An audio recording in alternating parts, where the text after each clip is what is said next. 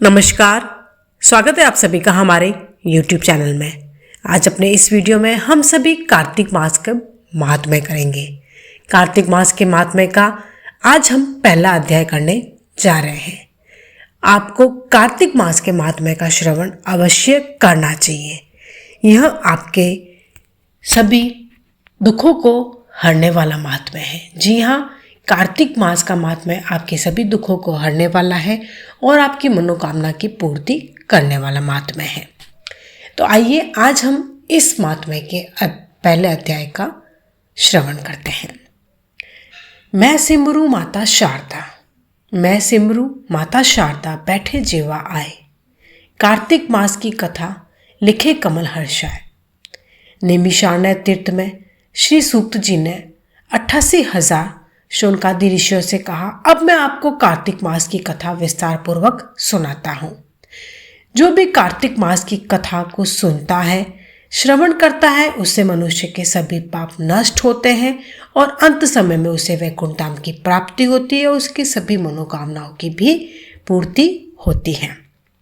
सूत जी ने कहा, श्री कृष्ण जी से अनुमति लेकर देवर्षि नारद के चले जाने के पश्चात सत्यभामा प्रसन्न होकर भगवान कृष्ण से बोली, हे प्रभु, मैं धन्य हुई, मेरा जन्म सफल हुआ।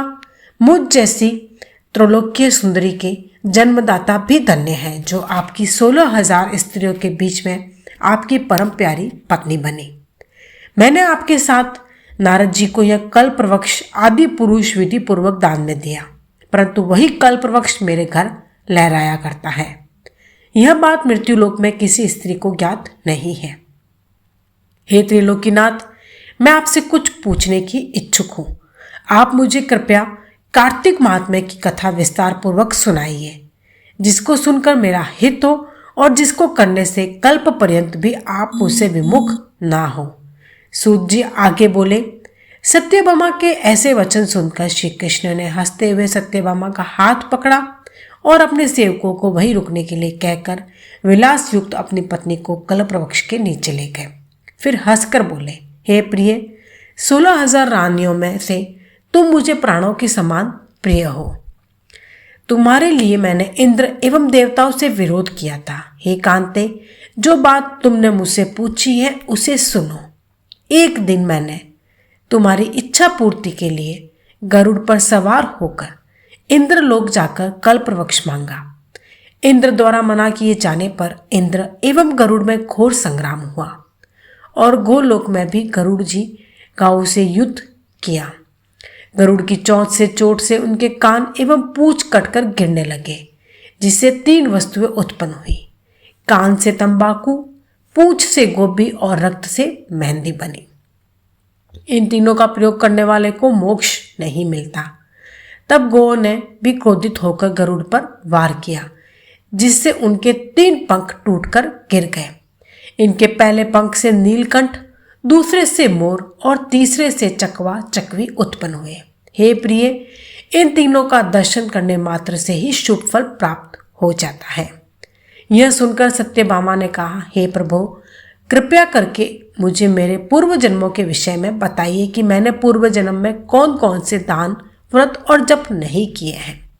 मेरा स्वभाव कैसा था, मेरे जन्मदाता कौन थे और मुझे मृत्युलोक में जन्म क्यों लेना पड़ा। मैंने ऐसा कौन सा पुण्य कर्म किया था जिससे मैं आपकी अर्धांगिनी हुई। श्री कृष्ण ने कहा, हे प्रिय, अब मैं तुम्हारे द्वारा पूर्व जन्म में किए गए पुण्य कर्मों को विस्तार पूर्वक कहता हूँ, उसे सुनो। पूर्व समय में सत्ययुग के अंत में मायापुरी में अत्रि गोद में वेद वेदांत का ज्ञाता देव शर्मा नामक एक ब्राह्मण निवास करता था। वह प्रतिदिन अतिथियों की सेवा, हवन और सूर्य भगवान का पूजन किया करता था। वह सूर्य के समान तेजस्वी था। वृद्धावस्था में उसे गुणवती नामक कन्या की प्राप्ति हुई। उस पुत्रहीन ब्राह्मण ने अपनी कन्या का विवाह अपने ही चंद्र नामक शिष्य के साथ कर दिया।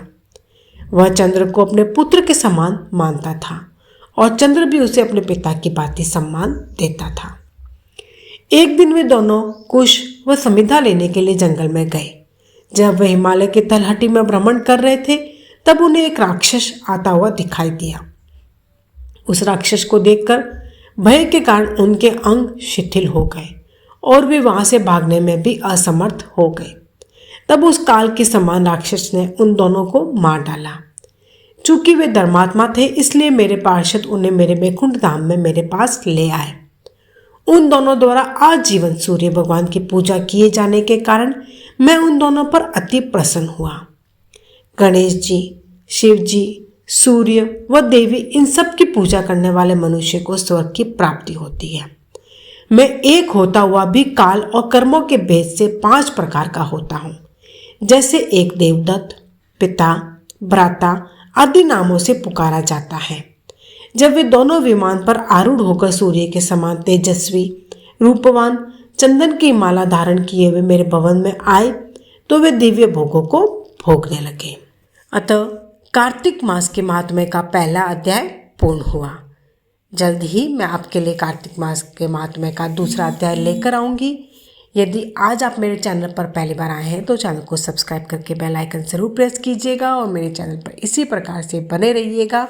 अब मैं आप सबसे इजाज़त चाहती हूँ। जय श्री कृष्ण। धन्यवाद।